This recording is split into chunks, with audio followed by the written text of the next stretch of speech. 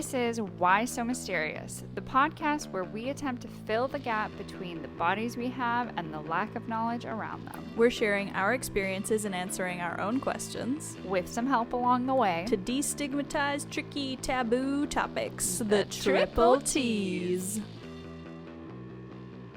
Let's just get it started. Let's get into too hot. It is too motherfucking hot. For pleasantries. Hello and welcome to Why So Mysterious. Yet another episode. We're in the middle of a heat wave here in Vancouver, and so there's a door slightly ajar, there's a window slightly open. If you hear a dumpster diver in the background, it might happen. It's just nature. Roll with it. It's gonna happen. Yeah. Today we have. Oh, also I'm Raven. Oh right. Shit. It's hot, okay? And I'm Sada. And today we are talking about the much. I don't even know. Debated. Lots of fury. Lots of emotions. COVID vaccine. Lots of opinions. COVID vaccine. The many variations. Yeah. And their effect on the menstrual cycle. And we have a very special guest today. Sonja Ingi. She is our audio engineer. What's your title again? Editor. And audio engineer. She's more than that. Yeah. We could never hope to we could do not this do without this her. without you. So, welcome. Thank you. Hiya. We also have Sonja here because we're going to talk about our personal experiences with our first couple of cycles post being vaccinated. Mm-hmm. For the record, we've all been vaccinated one time. Yes. And Sonja brings a perspective to the table of being a person living with endometriosis. Yeah. Dun dun dun. Dun dun dun. Yeah. So, first we're going to start out talking a little bit about just kind of like, the facts. Yeah, like what's known about there it. are facts, despite what some people may think. Mm-hmm. However, we are still in a very new stage of all of this. Yep. So let's get into it. Do you want to go first? Because you definitely have way more on your page than I do. I mean, my page is just like little clips from different articles, but basically, so what my part of the research was like, why? Well, I guess I should backtrack.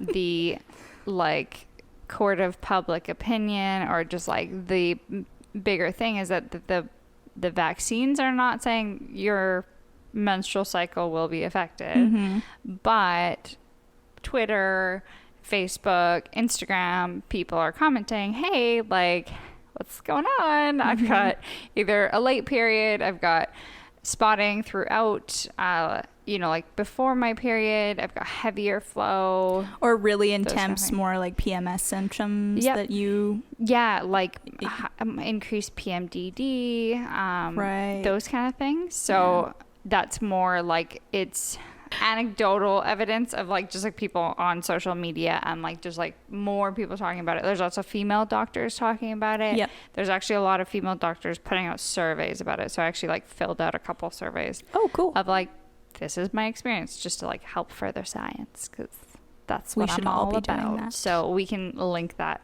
somewhere. We can put it in the Instagram. Yeah, exactly. But it is there is a reason why periods are affected by the vaccine. And we should also just say vaccines in general. It is not exclusive to COVID vaccines. Okay, no, cool. It's not COVID vaccines. It's flu shots, HPV. HPV shots. So, which this part I thought was really interesting, which I actually didn't know this. Excuse me, burp.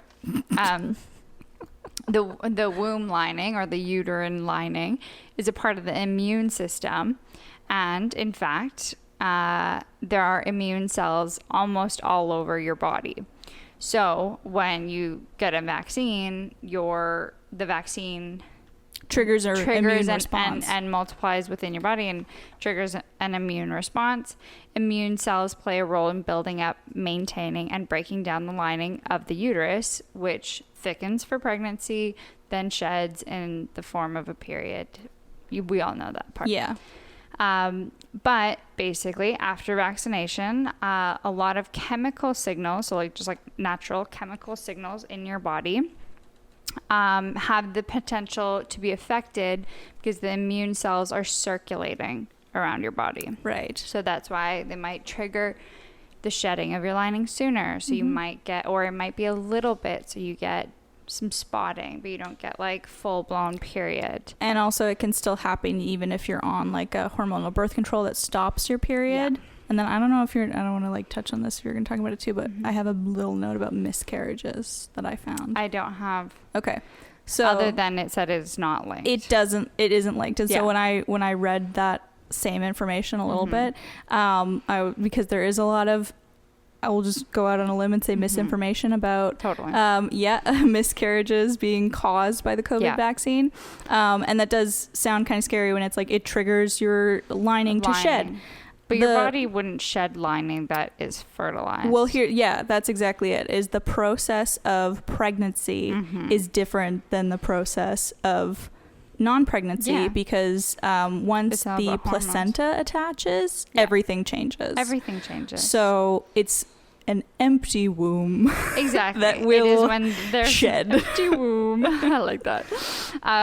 Basically that is just what is happening. That's why you get spotting, heavier periods, more painful periods, because it's just something is kind of like coming in and maybe disrupting a little bit more. But like everywhere I've read is like 2 months maybe you might feel like something for 1 to 2 months, and then that's basically it. Like it's just your body like climatizing to the vaccine, and then pretty much after that you'll be fine. I don't know, I couldn't find a ton of information if like it happens again after your second vaccine, but I don't know if you did. Well, I didn't find like menstrual specific, but and this is something that I think a lot of us now know about the second vaccine, is that particularly, I think it was like, there's like a couple, like the Pfizer and Moderna, kind of the, I guess name brand, whatever. We know that the side effects of the second vaccine are more intense. Yeah, I've heard that. It is more intense. That seems to just be like a really regular thing, is like a full-on flu for like 24 hours. Yeah. So it goes to reason that your menstrual cycle, because also too we know so well that the menstrual cycle is very much affected by stress. Oh, completely. So if your body's under stress from feeling flu-like symptoms and having an immune response to this vaccine, then that's probably going to happen. But I don't think that, I think it's the same thing, like probably 2 cycles and then you should be fine. And then you should be fine. So it's nothing to be afraid of or concerned of, or not get the vaccine because it's very temporary. But the one thing that I think like I read and I would kind of like second is that we should know that there are symptoms that could, or like other symptoms of the vaccine that we should potentially look out for, because if you are suddenly spotting, you're like, what is going on? Like, where is this coming from? And one of the articles I was reading was saying that like spotting when you are postmenopausal or say a trans male can mean something very different. It can mean like cervical cancer or things that you should go I read that take too. Very seriously. And if you're already aware that that's a sign of cancer, and then you start spotting like 3 weeks after you get your vaccine, and you're not really paying attention to how you're feeling post-vaccine anymore, that can be really fucking scary. And also not everyone lives in a place where healthcare is free, so now you got to go to the doctor and find out for sure. I mean, like, you probably should find out for sure, but it can scare you enough to put you in a place that's not awesome. I totally agree. So that was like one of the biggest things that I'm like, here we are again. Like, it should be, they should let us know. They're just like, and part of what I was doing, like the research I was doing was like looking more at the clinical trials, like the human clinical trials of like what was the demographic, or like what were the people getting the vaccines during the human trials. And so the reason why I think probably not a lot of emphasis on, because it's like when you go get a vaccine, you're told these are the symptoms you will have or potentially could have. No one nowhere is telling you these are the menstrual symptoms you might have, but it is like consistent. Pretty much every single person that's menstruating that has gotten the vaccine has had some disruption. Mm-hmm. Doesn't have to be a big disruption, but like some disruption. And I would say more people have had that than they have had fever or you know, chills from the first vaccine. That's Do you know what I mean? point. Like that. Yeah. That's actually more common. Mm-hmm. I felt nothing other than my arm was sore after Mm-hmm. the first vaccine. I felt absolutely nothing. I did feel a change in my period though, and so did literally everyone I know. So I would say that's a pretty big symptom of the vaccine. Here we are again, where that's not seen as a necessary thing to note. But what I would also say is something that they, I don't know, missed during the trials.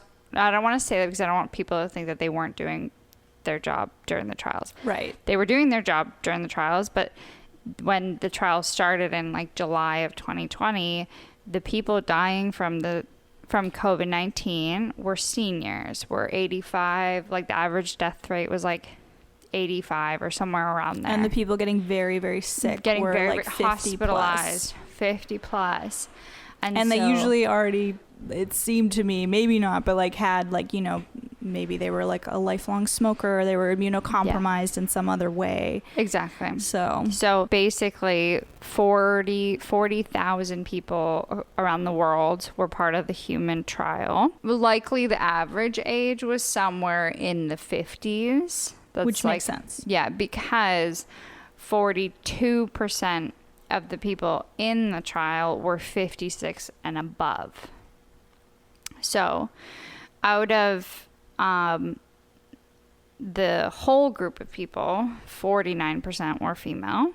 Then you can imagine that at least 42% of those are 55 and above. And if the average person will go into menopause mid to late 40s, like depending on, you know, Well, depending on are. who you ask, I would say it's Yeah. more like 40.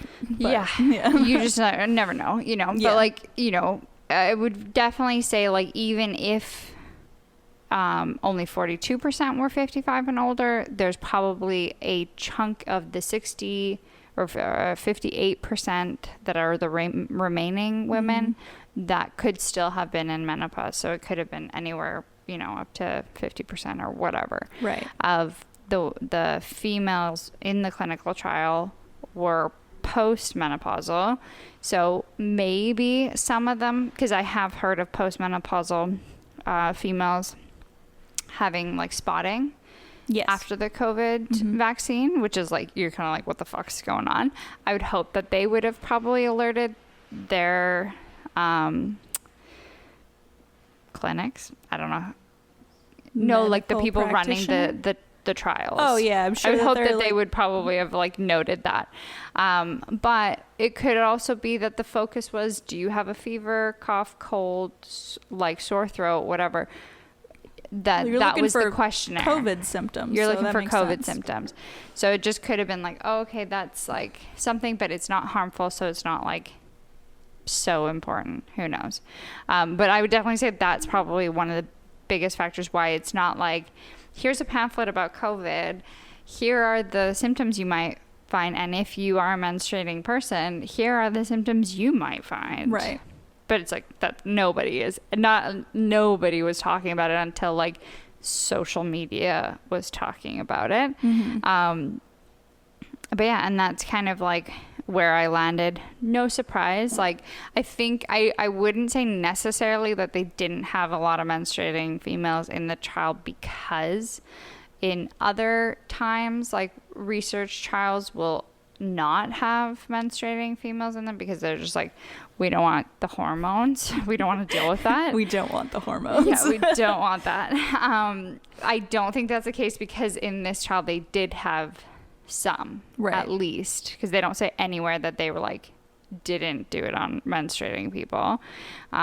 So which, like, hey, just to say real quick, Can we just do that for all the vaccines? Like, if the COVID vaccine people can put figure it out more like broad spectrum human experience into clinical trials, then why the fuck isn't everyone doing that?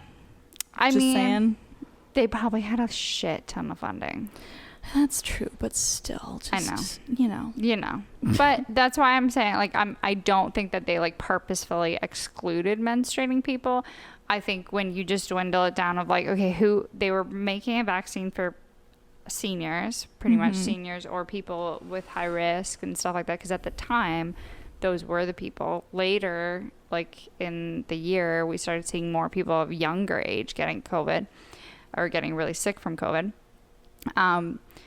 But so I would assume that when they gathered their pool of people, they wanted more people over 55 because they were like the ones that were going to validate, like, okay, like, does this work? This is going to work. So I'm not surprised that, you know, we didn't really hear about menstruation being affected until we were all like getting vaccinated. And it's like, but the one thing I would say is, like, it could have just saved a lot of, like, what the fuck's going on if they just, like, pamphlet, enter menstruation just, like, put it into the, you know what, the other thing too is, like, you don't have to make a, you know, informational booklet for different genders. It's cool if everybody knows that this is a thing also, because it's not like cis men don't talk to menstruators or anything like that. You know, it would kind of help further the dialogue of, like, hey, this is something that affects people, a lot of people,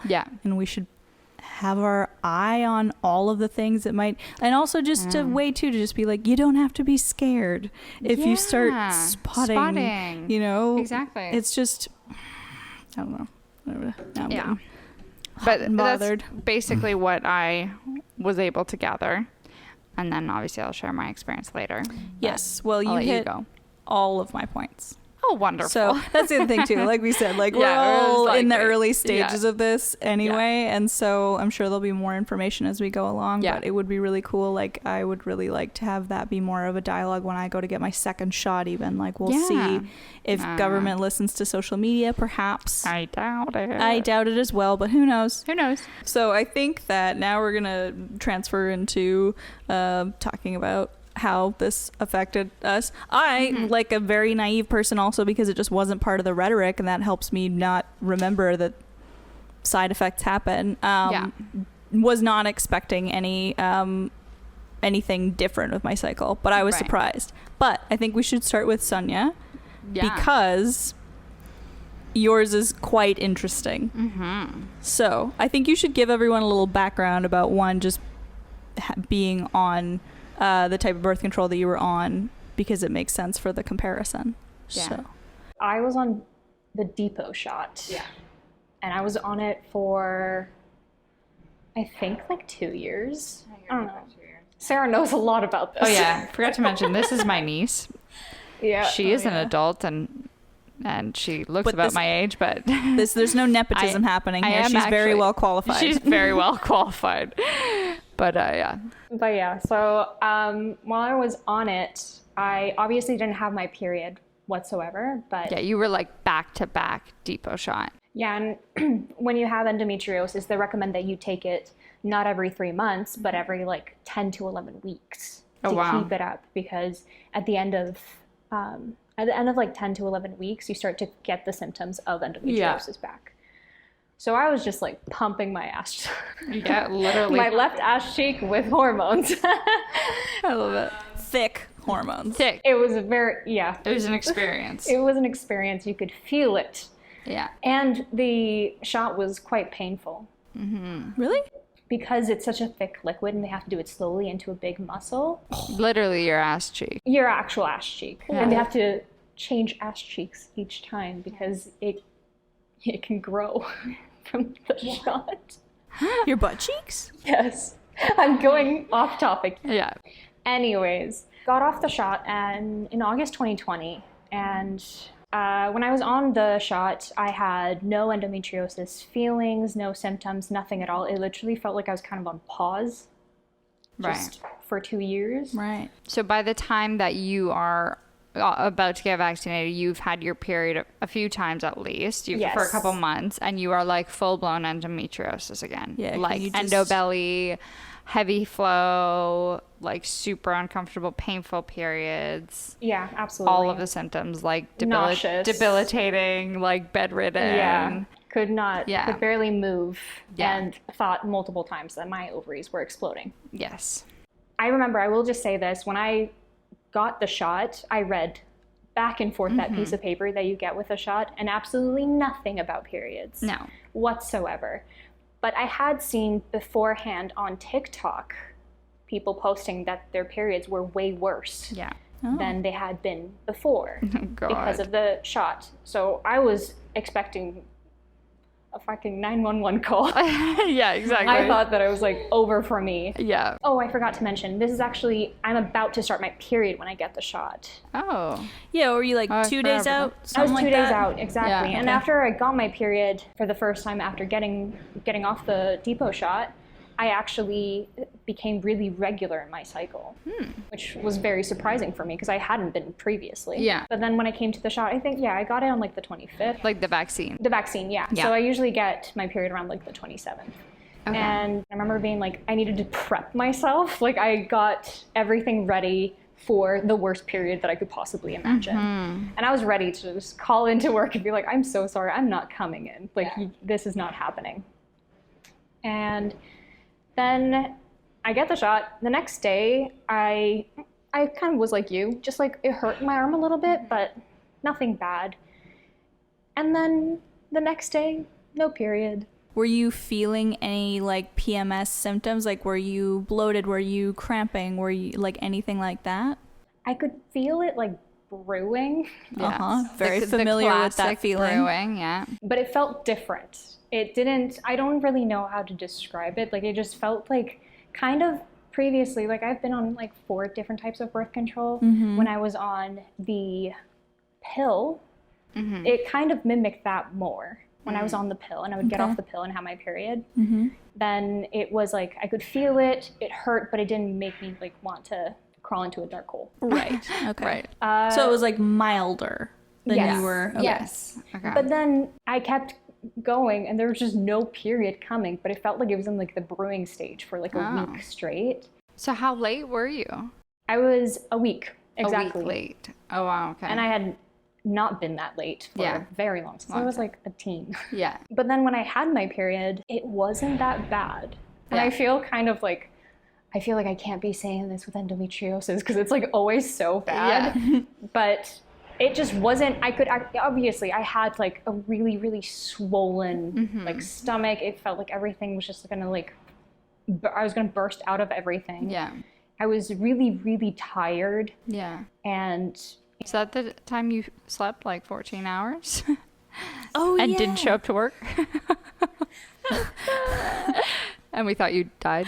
No, maybe you were dead. Yeah. We were like, well, should drive over and check on her. It was like Friday. And I literally, the night before, I did everything normal. You know, made dinner, brushed my teeth, watched a little TV, went to bed. And then I just wake up to someone breaking down my front door. That would be Auntie Sarah. I was so confused.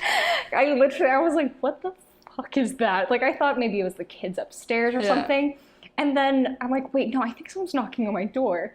And then someone starts pounding on the window to my bedroom. And I was like, I don't know what is happening. Like, is there a fire? Like, I had emergency. So we had texted, we had called. Yeah. We hadn't tried to not. But I also I was like downstairs, so I hadn't gone upstairs yet. And I think I went upstairs at like 11. And then I was like, wait, where's Sonja? And then, because you usually just text me if you need the day off or whatever. And then they both were like, oh, I thought she texted that she wasn't coming in. And I was like, nope. And then it was like literally, I think by the time like I got to your house, it was probably like 11:30 or something like that.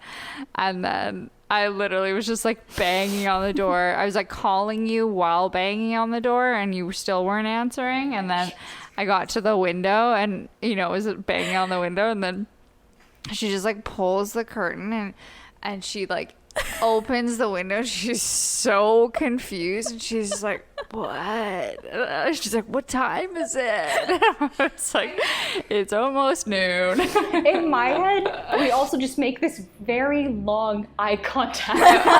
we kind of did. I was just like, okay, so you're alive at least. Like, oh, it was hilarious. Oh my god. And then Sarah, she was like, it's okay, like you can just take the day off or like work from home. And then she left, and after she left, I had to sit down on my couch for like 30 minutes just realizing what the fuck happened. That's fair. But that is how tired I was. Yeah. And I slept over. I have 2 different alarm clocks. Yeah. Not like different times. No, like I have like on my nightstand alarm clock and my phone, and they all had alarms, and I didn't wake up to any of it. Didn't wake up to your text, didn't wake up to your call, didn't wake up to anything. No. But yes, I was tired after the vaccine. That's so funny. And then have you had a second period since then? It is coming. It is brewing right now. For some reason I thought you'd already had it, but no. No, I have not. But the period did go for like a week. Oh, okay. I think I was like done. But it still felt like more manageable than other times. Which is why it's just really interesting because it's like the opposite of what everyone else I know experiences. I would be but then I wonder if it has to do with breaking down the uterine lining. Like maybe you'd help breaking down more uterine lining or whatever. That makes sense because maybe, but it was also yeah. It was also a week late. Yeah. I don't know. It feels, I don't know if this is the right word, but it feels like blasphemy. For me? To be like, oh, my period wasn't that bad. Because I also, as a person with endometriosis, I struggle so hard to get people to take it seriously that I have really, really bad periods. Yeah. It's not something that's just like, oh yeah, I feel a little poopy, but like I'll just, get going and get to work. It's like, no, It's like debilitating. Yeah. Mm-hmm. I can't move, and I feel like I need to call someone to like come and help me. Yeah, exactly. Yeah. So interesting. Well, I mean, I'd be interested to see if anyone else with endometriosis had better or worse. I would also. Period. So if anybody out there is listening or watching, call in. And let us know. Because I think that to me, I mean, obviously periods just in general, but like if you do have something like endometriosis, I think it would be really interesting. Like, is it like maybe making it easier because it's somehow helping your body break it down faster? Super interesting. But also like you, I just assumed that you were going to have a really hard time. Yeah. Like I assumed that it was going to be really, really bad, but it wasn't. No. So interesting. Yeah. How was your period? Mine was, well, okay, so a little bit of background on mine, just because I'm not sure at this point what is affecting my cycle. I got my period 2 days after I had my first dose. Right. And when I got my first dose on, I think, May 20th or May 18th. And I drastically changed my diet, I think a week before that, for some other health issues that I was having. And I've stayed eating this certain way. And I think that may also have changed my cycle a little bit. Right. So they haven't gotten worse by any means. But one thing that I think is more related to, so I have a quote unquote normal cycle. It comes up between 27 and 28 days. It lasts for about 5 days, 3 days of like pretty solid bleeding. Yeah. 2 days of spotting after that. Right. I can always feel it coming. It's, par for the course. I also track it, so I get reminded. I was on time, but I spotted. So on the I don't spot at the beginning. It's like once I start bleeding, I'm bleeding, and that's the end of it. So I spotted, and I was like, oh, my period's here, because that's how it normally works. Yeah. And then I just spotted like in the morning, and then it stopped. And I was like, okay. And then there was like 2 more days, and then it started. Oh. Yeah, and it was kind of odd. And I didn't really feel any like PMS symptoms before that, but I did start to feel very tired, much like Sonja. And I also slept like a dead person. Oh. It just happened to be a weekend. So this happened to Sonja on the Friday. On the Saturday, Sunday, I slept until 1 p.m. Oh, yeah. And I remember you talking about that. Yeah, like a complete blackout. And I was very tired, like dragging my feet. And of course, like when I have my period, I do get fatigue. So that's normal. But this was like pretty out of control. But also at the time, because of what I was doing with food, I was cutting out coffee.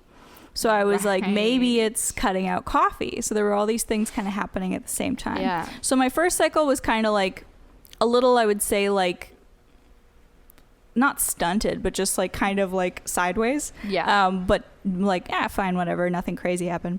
Then my most recent period, so my second cycle, I felt was quite affected by the vaccine. Yes.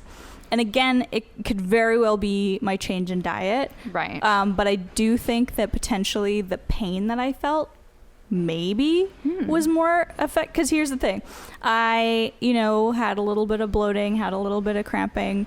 And then the morning that I started my period, I just got one enormous knife to my belly for about 30 seconds, and I was in my kitchen. It was like first thing in the morning. I was like going to make my coffee. I clutched my counter and cried out in pain.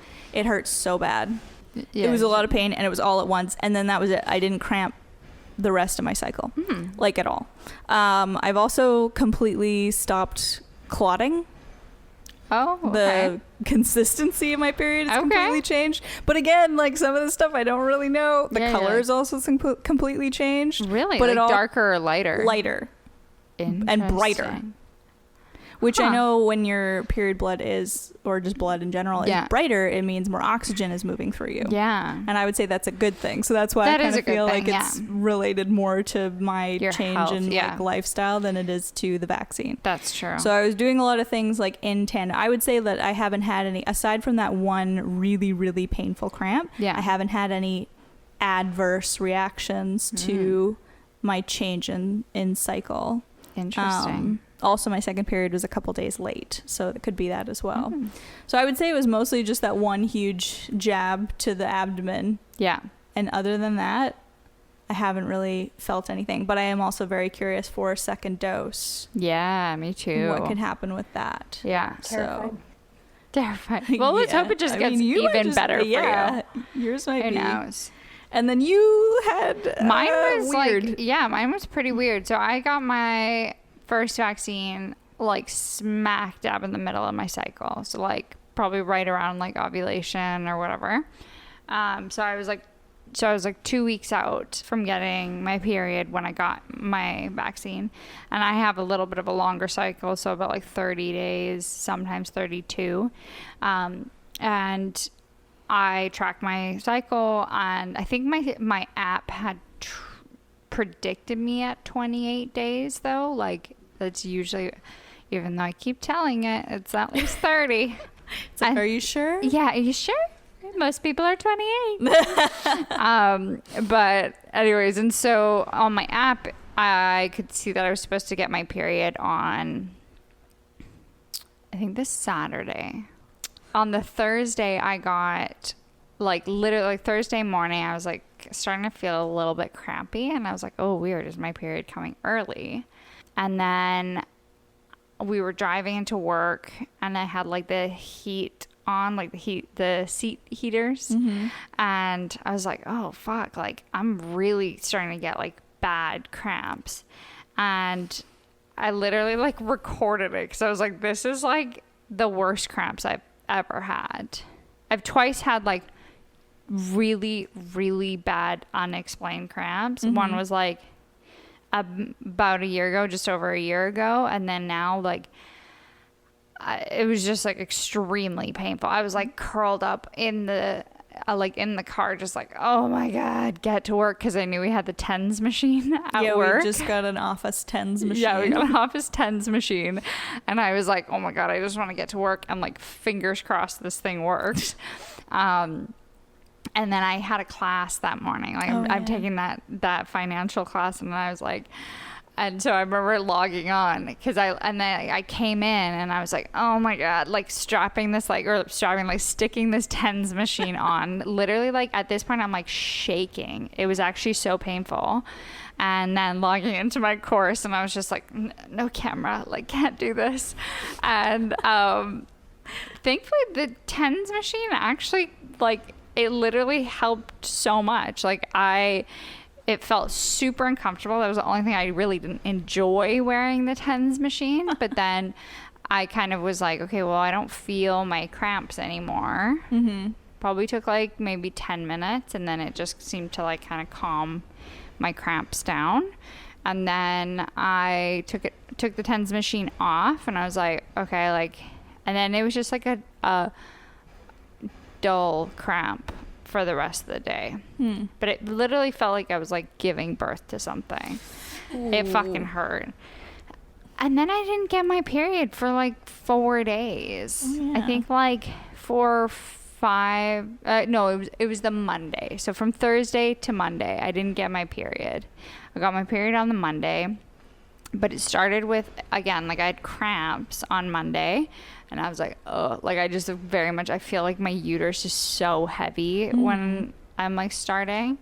And we were doing like the podcast, and I was like, oh my God, I'm so like period-y. And then I just started, and it was like dribble. Like it was like nothing. And I was like, you know that feeling? I know you know that feeling of like, I just want it out. Yep. Like it feels like the weight is just like ready. It is coming, but it's not coming. I can relate. You can relate. Like you want to take a pin and just like pop it. Yeah, like pop it. Just let it flow. Burst. Yeah, literally. And then it was just like spotting for I think a full 24 hours, where like it felt like it was just like building up. And then I did notice it was a lot brighter than interesting. Yeah, than typical. Like it was like bright pinkish red. But almost. Isn't spotting always quite bright? Am I wrong there? No, sorry, that's when I started my period. Got it. When I actually started, it was like a lot brighter than it typically is. Interesting. I don't really clot anymore. I used to clot a lot. I never clot anymore. I have no idea why, but you know, age or something. Who knows? Who can say? Who can say? But yeah, it was a lot brighter. But then I think I mean, I have like a 5 to 7 day cycle, but it is literally spotting for like 4 to 5 days. Really? Like, yeah. Is that normal? Yeah, that's what I'm typically. I have 2 days of heavy. Yeah. Then it's like I like nosedive off a cliff. Like I have 2 days of heavy, and then it's just like boom, like almost nothing, but like consistently spotting for like sometimes up to 5 days, which is really annoying because then you still feel like you're on your period, but you're not really on your period. But I don't really have any of the symptoms anymore. Like the first 2 days I have like period symptoms, but then the last 5 days I don't really have a ton. But yeah, it's I gotta spotting. say, like I said, like with like my spotting the last couple times I've had my period is like I've never really done that. I mean, aside from when I was like, you know, a little baby menstruator when your cycle's kind of all over the place. And I'm not a fan of the spotting. Yeah. I'm not a fan of the it feels like a false alarm. Yeah, it's just no fun. I don't know how to take it seriously, if I should be taking it seriously. Yeah. Like I just hate spotting. I don't like it. It's just so like annoying. do it or don't do it. Just dry up or don't fuck with go me like full this. flow. I hate it. It's so annoying. You know. So that was kind of my experience. I'm excited to see what my second period will be like. But that's not due for another 3 weeks, so we'll see. Might be nothing. Might be. Well, yeah. Yeah. But yeah, that's kind of, and then I like posed the question to like the community to see like what people's kind of like what their experiences were, and I got a lot of just like heavy, more painful hell is what I got a lot of, and then some. I like one person was just like really like heavy in their PMDD. It was like intensified, but just for 2 periods, and then that was it. Interesting. So yeah. And then I would say like if it goes on longer than 2 periods, then it might be worth seeing if there is something else going on. Definitely. Yeah, I would definitely say, I think like either way, if you feel really uncomfortable by the changes in your period, just go see a doctor. Sure. Like there's no harm in going to see a doctor. Because like I said earlier, like if you're trans male or if you're postmenopausal and you have spotting, it could mean something else. It could just be your vaccine. Totally. But also, like, cervical cancer, like you can be any age. You can be any age. So better safe than sorry. Exactly. So, yeah, I think that's kind of it. I don't know if there's any more tidbits. No. I mean, I guess maybe we'll check back in after dose 2. We're in BC. I think we'll do an update. When are we getting our second dose? I think we should get our second dose by mid-July. Really? Oh, yeah. And everyone I know that got vaccinated before us now is double vaccinated. So it's not like 3 weeks. That's like soon. Yeah. Yeah. Okay. It's like 2.5 weeks. Trippy. Yeah. So it should be coming because it's supposed to be 8 weeks. Cool. Well, I guess that would be like end of July. I don't know. Who knows? All right. Well, anyway. Whatever. We're going to get double vaccinated. We'll do it. Y'all asked for it. Some people did. Yeah. Here it is. Here it is. The COVID vaccine. Why so mysterious? Infosode. Oh, I like it. Infosode. Okay. And yeah. I mean, ask us tell us what your period was like. If you're listening to this or watching this, like we want to know. We want to because it is actually really important for us to share and talk about it because I think that's the only way science moves forward. Yes. We have to make science move forward. It's always better to talk about it. Yeah. And we'll post that, survey. It was like a research survey on periods, like periods post-vaccination. And I think it would be really helpful if everybody entered. In bio. Yeah, link in bio. We'll put it in there. Let's help move science forward. Let's help make it not so mysterious. Yes. Way to call back. All right, we're all going to go stand in front of a fan. Oh, yeah. Thank you for listening. Everything is sweating right now. Everything is sweating. Everything. It's brutal. All right. Bye. Bye. Bye. Why So Mysterious is hosted by Sara Jonsdottir and Raven McLean. Audio is produced and edited by Sonja Ingi. Original music is by Malcolm Holt and Alexis Young. Check out our website, whysomysterious.com, for more information about this episode and other episodes. You can also email us with questions or topics you'd like to hear us cover on the show at whysomysteriousPod@gmail.com. Follow us on Instagram at whysomysteriouspod for updates, fun facts, and general outrage. If you're an audio listener, but you'd rather be a voyeur, check us out on YouTube. If you like the show, tell your friends, and don't forget to rate, review, and subscribe. Until next time!